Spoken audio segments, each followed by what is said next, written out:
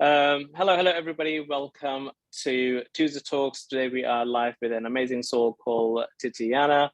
And Tatiana has joined us here right now already. So Tatiana, the ball's in your court. Let us know who you are, what you do, and why do you do it?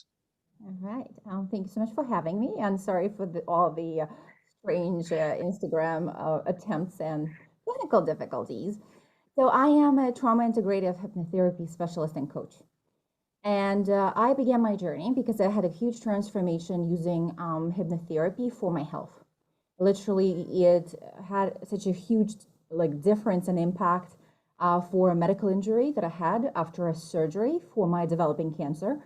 And I've tried everything I've possibly, I, I, I ever came across.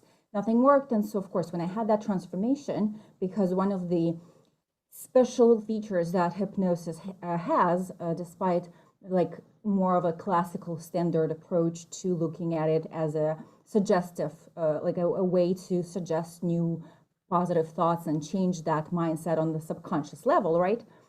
Um, Another unknown thing about hypnosis is that it rewires neurological pathways. And that's what happened for me for my health. And of course, I wanted to share it with everybody. That huge transformation I had, I wanted to share it with the world for specific surgical things. So my journey with hypnotherapy started from the body. And it's interesting that it would come full circle. And I would love to share about it because I'm not a mind-based hypnotherapy specialist, and that's something that's unusual. Not many people know about it because mostly, again, we look at, first of all, hypnotherapy has this stigma attached to it that it's mind control. If it was, I would be a billionaire, and so would every possible hypnotherapist in the world, right? And so, and another thing is that it's more about mind and suggestions and that changing of the beliefs and thoughts. But it's so much more. I actually think that the bigger picture of it is even bigger. But going back to the body, after I had that transformation, I wanted to scream from the rooftops and work with women and work with anybody and do this work. And I started my business, and all my blocks, internal blocks, started coming up, and fears and all those negative beliefs. But my biggest one was fear of camera and all sorts of possible ways of being visible, being seen, and being known for my work. Because fear of visibility is so much more than just public speaking and fear of camera. It's also all networking, stepping into our leadership, right? All sorts of marketing. People with fear of visibility, especially as women, we would hate sales. And we will think it's about sales, but it's really not always, or mostly not. It's that visibility because if we sell, we are self-promoting. So all sorts of self-promotion. Needless to say, I was not reaching many people. I had some clients at the time and I had huge transformations with them, but I could not overcome my own fear. I was living in a basement apartment in winter with one tiny window. I've tried all possible mindset coaches. I went from coach to coach to coach. I tried to compensate with strategy because what are entrepreneurs told? That we have to focus on strategy. But unfortunately, when the root cause is much deeper, strategy is not going to work. And so I got into about $15,000 in debt. Living in that apartment with my neighbors and their dog barking 24/7, all their noise. I was going insane from the noise because I'm very sensitive to noise. And I knew I had to do something else. I couldn't live like this anymore. I basically either had to go back to my job. I used to work with special needs children for over 10 years and give up on all my dreams and that bigger purpose and that bigger vision to make a difference in people's lives, or realize that I'm missing a big puzzle and then keep looking for the puzzle, but stop doing what I was doing and do something different. And if you hear my cat, I apologize. So this is when I realized, after yet another new attempt with a new practitioner to fix my supposedly broken beliefs about visibility and being seen and being known, I gave up and I said, this is not what I'm missing something. I'm doing something that's not working. Why? And I had this aha moment, I had this breakthrough. The first breakthrough is that it wasn't my brain or my mind or my subconscious that were blocking me. It was my body and the fear, that animal fear. I would literally have my vocal cords close, panic attack state of fear. Obviously, I resisted it and I didn't want to be, and I constantly lived in that state of shock and resisting to even try to even doing some promotion and selling or videos. I couldn't be on live. I couldn't reach out to people. And I realized it was the trauma I went through in my family and childhood and so much more. And the trauma that I ran away to America at age 19. So when I ran away at age 19 with $350 in my pocket to New York, out of all places, I thought that I could just run away and start life from scratch. So I took all that trauma with me and it lived in my body. And this is how my journey, long journey after that, how it started. Wow. Thank you for sharing that. Such an amazing journey. The ending obviously is unbelievable that you just, up and left with only $350 to New York, out of all places as well. The busiest place, and everything is so expensive as well when you're there living standard wise. $150 did not last long. Yeah, okay, I'm sure. and so and you touched upon so many things which were giving me that moments of oh yeah, when the root causes, a lot of people, that imposter syndrome that comes along when it comes to doing certain things. Sales doesn't come naturally to everybody, but it's just because we are thinking about it as well. That's how I sometimes think, is to when you think of certain things, because naturally we are selling every day without us knowing. We are selling every day. You're having a conversation with someone who you just met. You've already started selling. You just don't know it, but you're already telling them what you do, a bit of your successes, bit of your what you're gonna be doing. So you're selling your persona, yourself, your future to for them to understand. But because there's no attachment in that conversation of that you are actually trying to sell, that's not there. So the body doesn't realize it and it doesn't close up. But as soon as you realize, oh, this is now I need to sell to gain something, it closes up.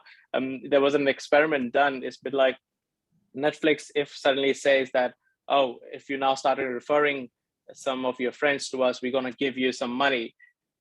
The rate of people introducing the movies will drop. At the moment, we just tell each other, oh, look, that's a new movie on Netflix, go there, go this, without knowing. But Netflix keeps getting those views, keeps getting new customers just because of that, because we are unknowingly selling, right? And it's very interesting to obviously find out. So how did you overcome all that?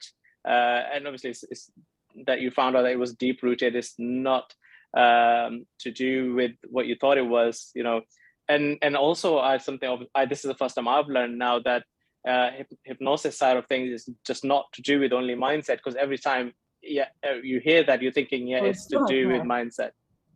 So it'd be great if you are able to expand on a little bit more, and let us know then how that journey was when you first came across that, okay, this is what I need to do, and then you set about it. So I wanted to just reflect a little bit, and thank you so much for the amazing comments and reflections. But I would like to comment that I was so driven by that purpose.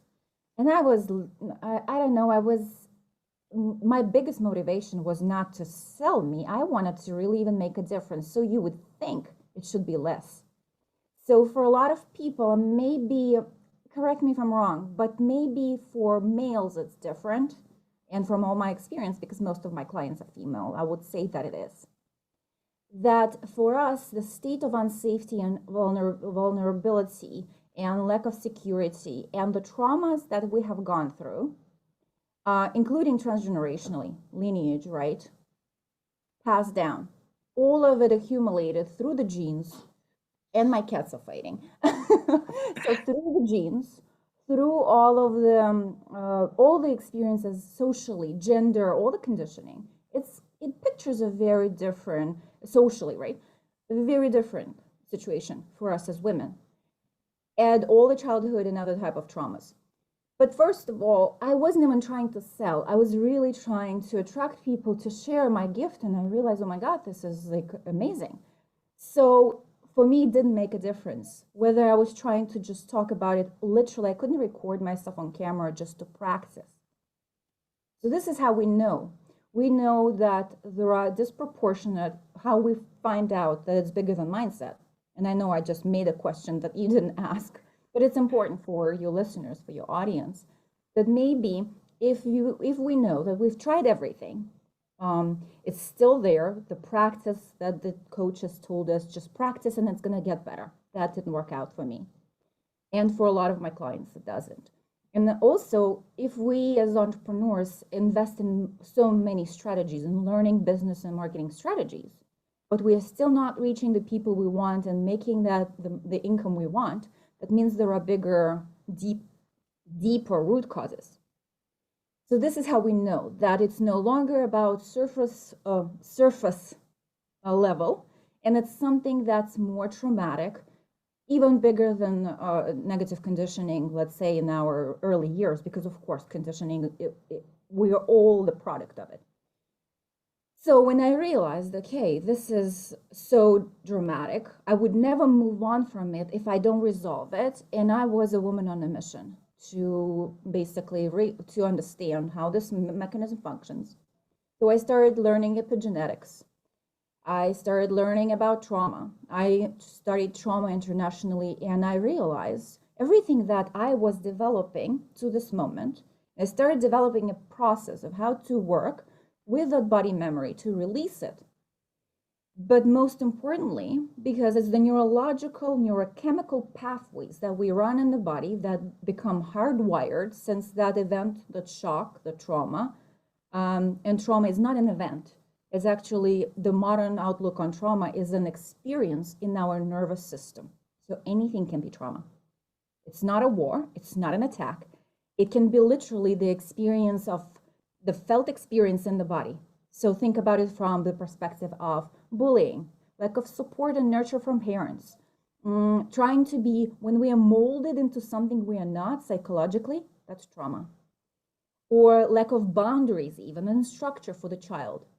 All of it. So, well, needless to say, that we kind of all, if we are human, carry some level of it. And usually we don't understand from our grown-up perspectives that, oh, what I've gone through was traumatic for my younger self. And what I was discovering as I was developing all of this is that it's not enough to just, a lot of people do inner child work, but we're still trying to talk to the inner child and reason. And our subconscious and our body do not understand reasoning and logic. So if we're still just using reasoning and kind of that mindset level, and mindset is important.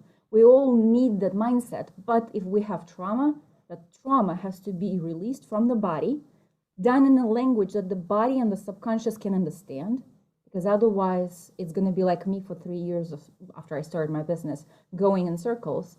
And then a lot of entrepreneurs burn out and get into this hustle, because they try to push through, and the pushing through doesn't work because we cannot overpower our nervous system, autonomic nervous system. It's not controlled by our mind and willpower. We're trying to overpower it.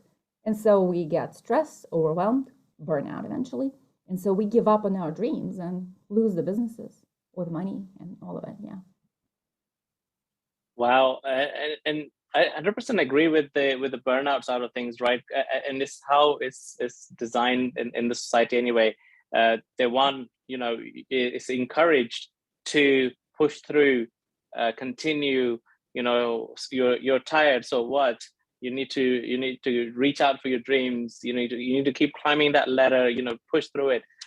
Which if the person has traumas and such traumas that you mentioned, some of them are unnoticeable as well, right? And you go through your whole life without knowing that you have suffered those traumas. because maybe that you've looked at other things as distraction now, and then you've tried to forget, you try to forget that vulnerability side of things as you are transitioning across to adulthood, because usually they are at a younger age, as you say, when we are being molded into what the society wants us to do, what is being handed down through generations, what's right and wrong through their eyes, and so forth, right? And it's great to see the understanding that you have, and you've brought it forward, that also affects when we are making those decisions of work, or anything pretty much.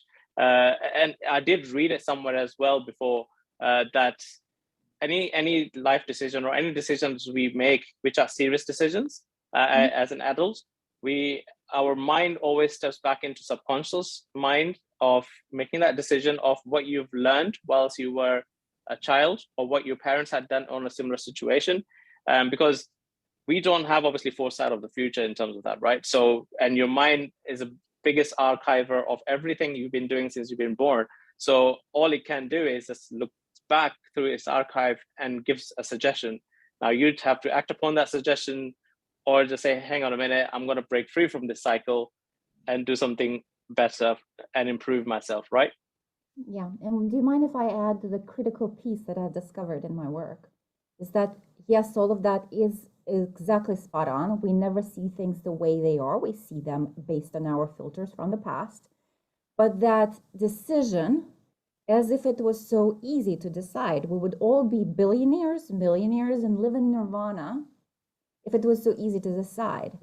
And in addition to that subconscious drive and all those filters, what I discovered holds most people is that fear living in the body.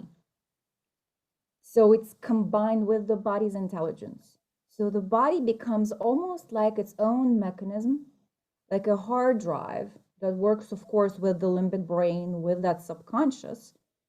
But I don't know if you're aware of it, there are many more neural pathways that go from the body to the brain, then from the brain to the body for those receptory signals.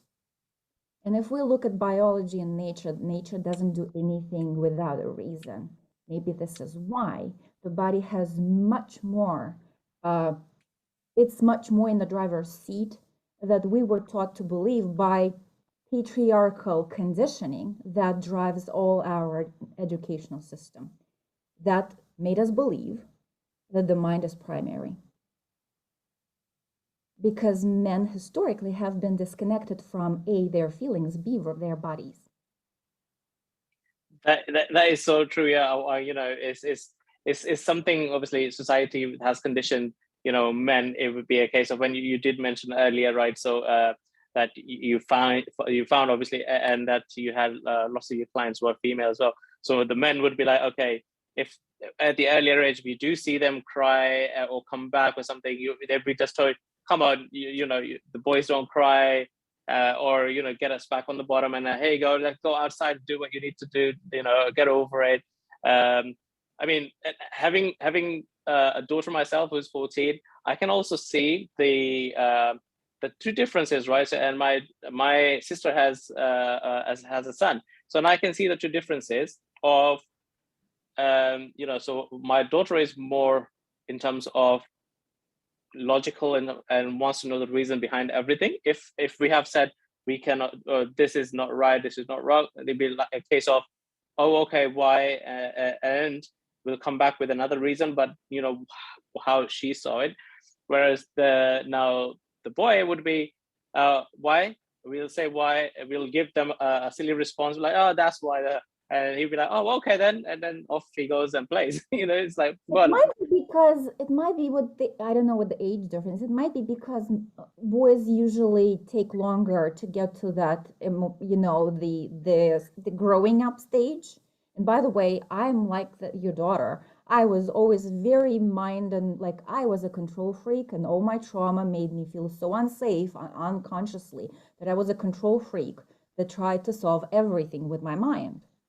And so my life, when we're given a purpose, we're giving a destination to the purpose. And my life brought me to my knees, literally.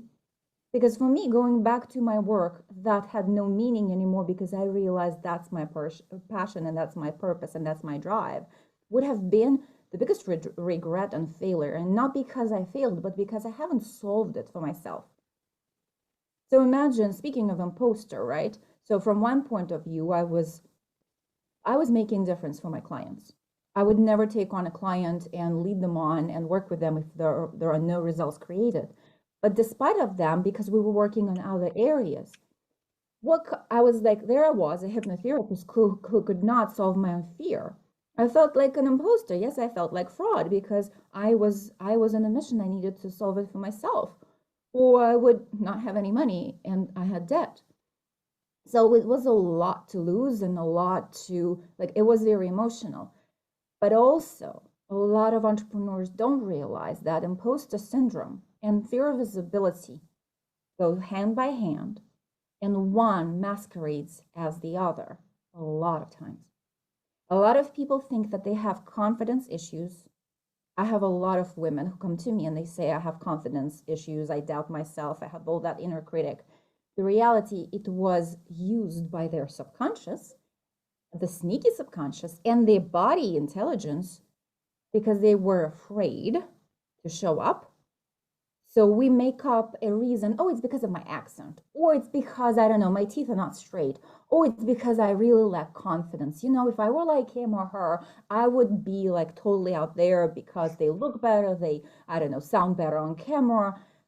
The reality is, when I guide my clients through, what we find most of the time, there is a level of resistance, a huge level of resistance that comes up from that fear of being seen, visible, known, and ultimately successful and wealthy. We are afraid. And when that state of unsafety lives within us and the body will drive,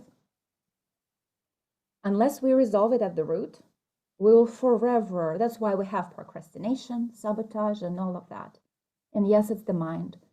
But think about it this way. Do you drink coffee? Not a lot, but sometimes. But when was the last time you tried giving up coffee? And by the way, when was the last time you tried giving up coffee? We can talk about it with tea because I'm a proper tea drinker. So yeah, it's tough. Yeah, it was tough I had to slow it down into less drinking of tea.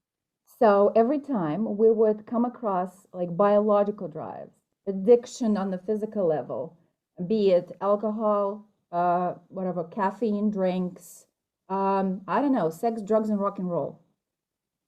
We think we are so smart and we're so in control. Well, first of all, we make all our decisions from that inner child state most of our lives, and that pain, whatever drives us, the emotional pain, that's the driver. To avoid that, and fear is one of them, right? And second of all, well, we have that as the biological drive, and so we try to use willpower against the biological drive or dependence, as in chemically. Does it stick for a long time when we do that? Not from my experience. No, yeah, no, it doesn't. It doesn't.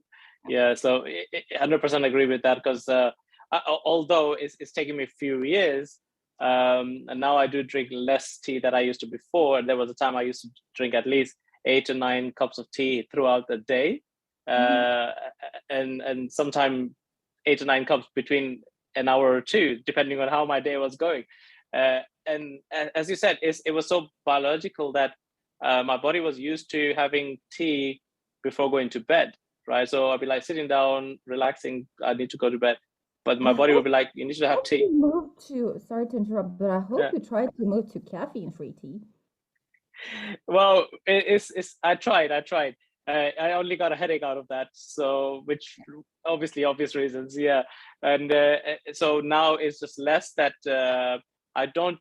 I still get that biological, but I have built the, I'll say, the resistance that I can just say, okay, I'm not getting up to go and make tea now. I'm just not doing that, or I'll just grab a water. I think what I've noticed is as long as you for me, it worked because I substituted something because the body was expecting an intake of liquid, and it started seeing water, for example, certain times, or certain times nothing.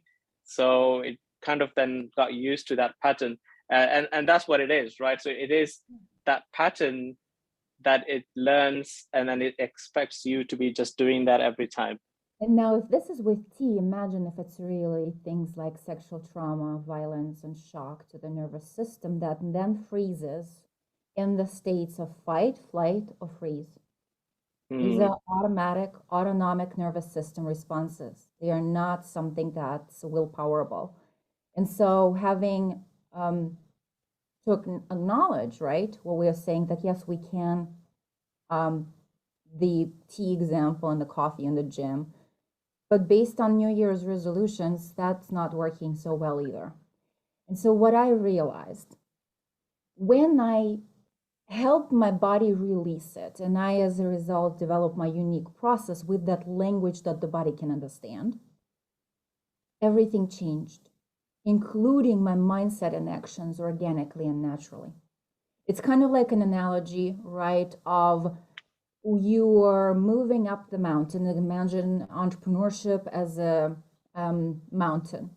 And we are moving with, I don't know, something like a needle stuck in us. And every move makes it painful.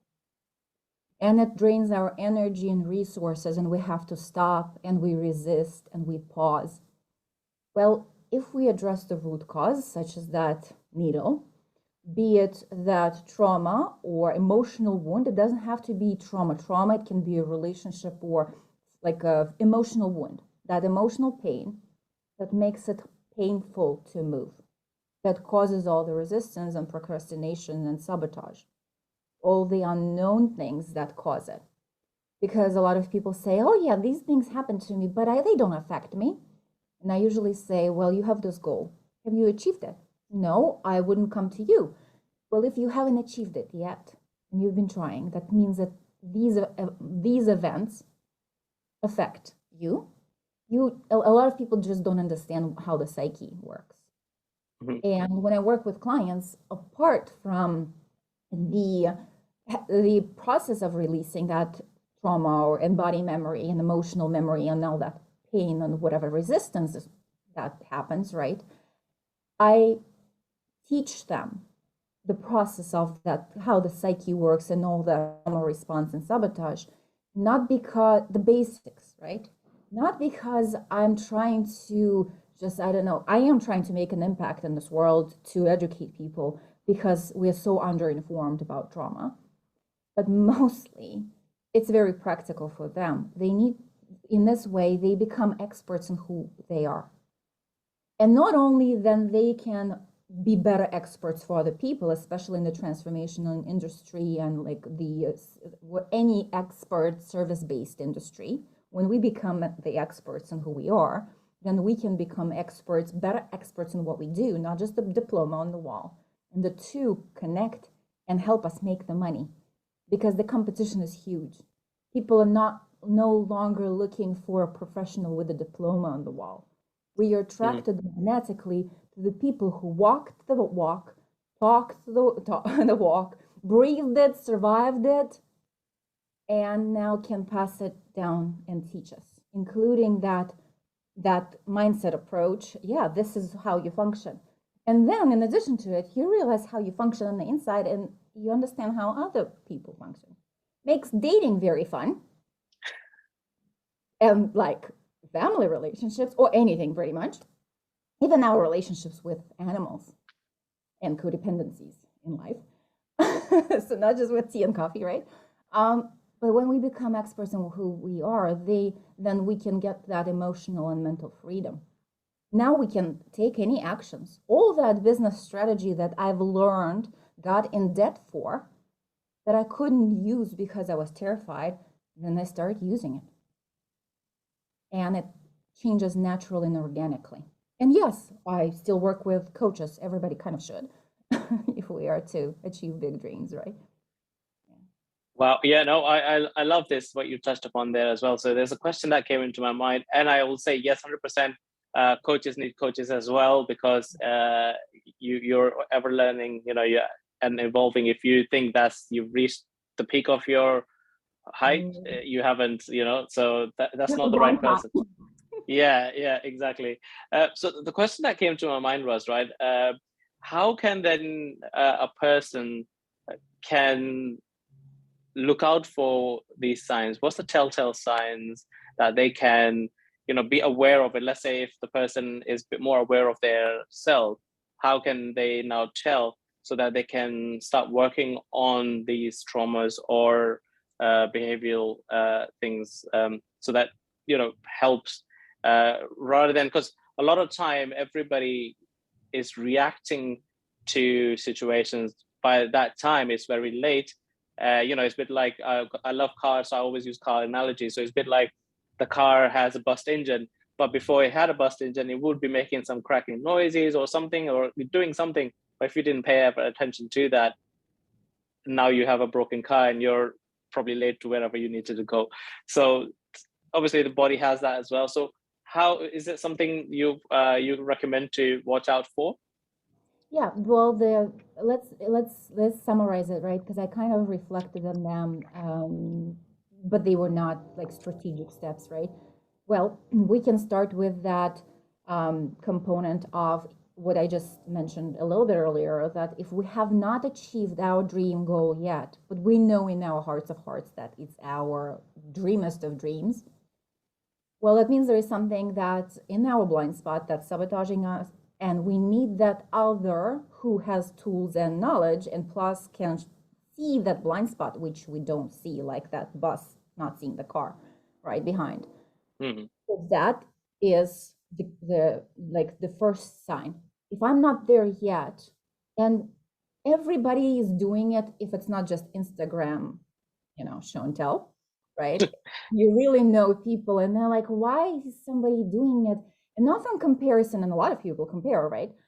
Not from that perspective, but from the perspective of, okay, she is doing it or he is doing it with much less effort. Yes, it's strategy. Yes, it's effort. Yes, it's mindset. Yes, it's energetics. Yes, it's everything. But what am I missing? That's a sign. And another would be, because I am a body first, body oriented hypnotherapist and coach, right? Well, we can see how our body responds during those times of stress, when we are on stage, when we are about to be on stage, or we don't go on stage, but we even think about it. What happens on sales calls? What happens when we post a post on Facebook? Do we contract energetically in fear? How does the body respond?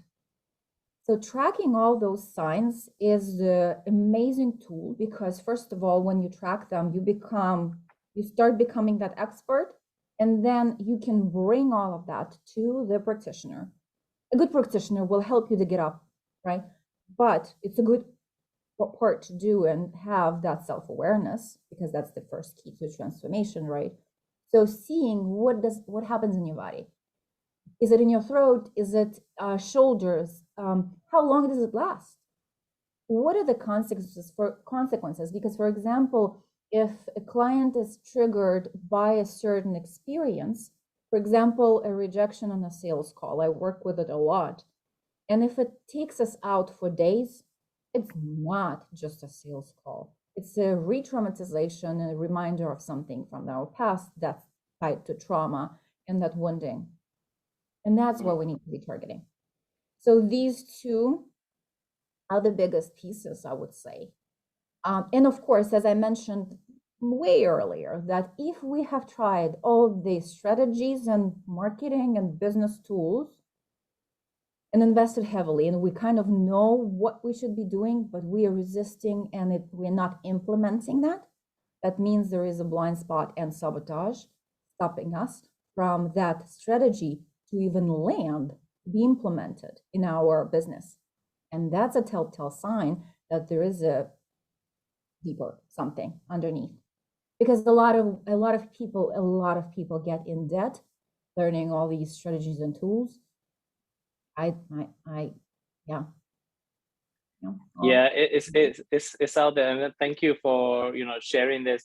So if people wanted to reach out to you who have noticed these things to have a chat with you, or is it something that you offer in terms of a one-to-one session or a quick call or something like that? And how can they reach out to you? Well, I always, I'm ready to answer any questions. I'm the only Tatiana Vilarea on Facebook and Google. So I have my business page and personal page where I post a lot of videos and like written posts on those dynamics, very pinpoint kind of posts. And also, so asking me a question or reaching out with a specific problem. But the best way is to schedule the original introductory session. It's a full-blown session. It's not just, let's talk and get introduced. We begin to target that main thing. Most likely, it's not going to be the real reason that the client thinks is the problem.